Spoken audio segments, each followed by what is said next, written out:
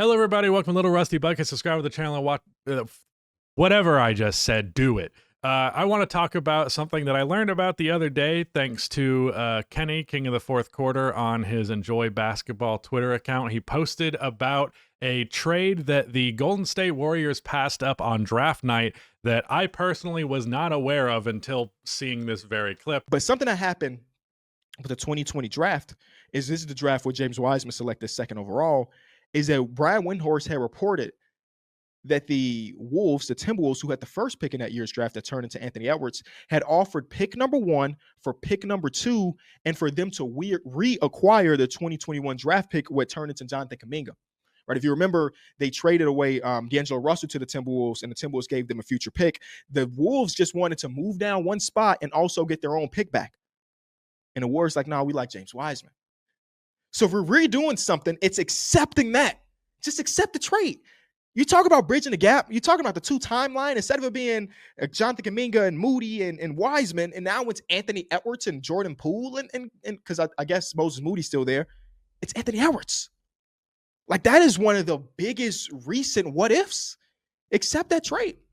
So shout out to Kenny for that. Go watch his podcast if you want further context, but I'm just going to go ahead and put my 2 cents into this particular conversation because, as Kenny said in his video, it's one of the more significant recent what ifs in NBA history, and the Warriors were just so committed to James Wiseman at this point that they were like, nah, we're good. We don't really want to draft Anthony Edwards. And then, of course, there was also, like, Anthony Edwards has talked a couple of times about how, like, Steve Kerr was kind of dismissive of him during the pre-draft workout stuff. Like, he kept asking, like, is that really all you've got? Is that all you can do? Like, just seemingly very unimpressed by Anthony Edwards.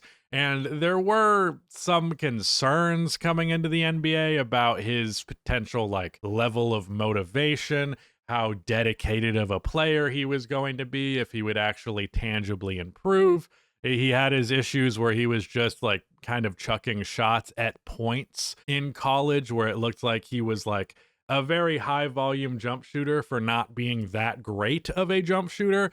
But in hindsight, oh boy, were all of those things stupid. And especially when you contrast it to all of the concerns for James Wiseman coming into the NBA. Because it's not like James Wiseman had a completely clear track record either. There was stuff that suggested that he really wasn't that serious about the game. He also had an extremely limited sample size.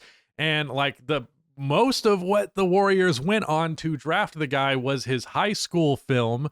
And a lot of the high school film obviously is highlights and not just the best of, or the majority of what he was as a player. Like, if I remember watching James Wiseman high school highlights and being like, God damn, this guy's giant and he can shoot.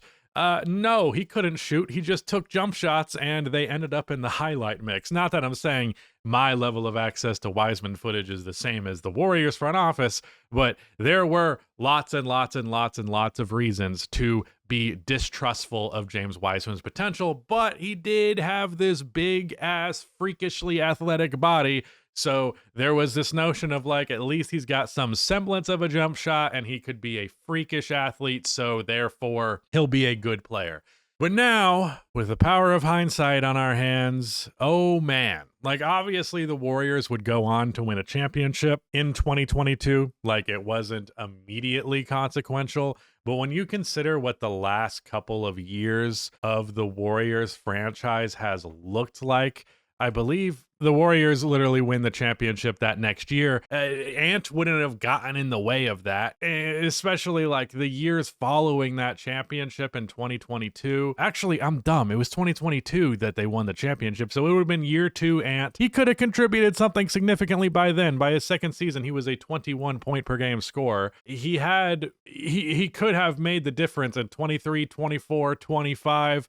Like, the years following that championship where the offensive production was just so trash, like, the necessity of the Jimmy Butler trade, like, goes away if Anthony Edwards was on this roster.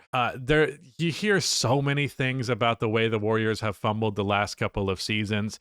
And like they get a little bit of a pass because obviously they did build a great championship core. And the only reason that the last couple of years have been disappointing is because of that amazing standard that was set. But at the same time, this is a new core of management that is doing all of this stuff. So like not being critical of the Warriors franchise as a whole, but looking at the last couple of years with new management in place, they have fumbled time after time after time. And this one to me, just another baffling instance of malpractice by that front office.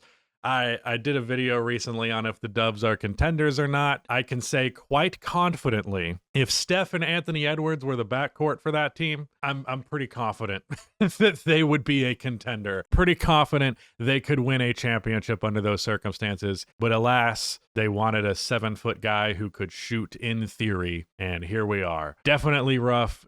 Definitely a big waste for them. Definitely a mistake. Oof. Yeah, but that is it. Thank you so much for watching, and goodbye.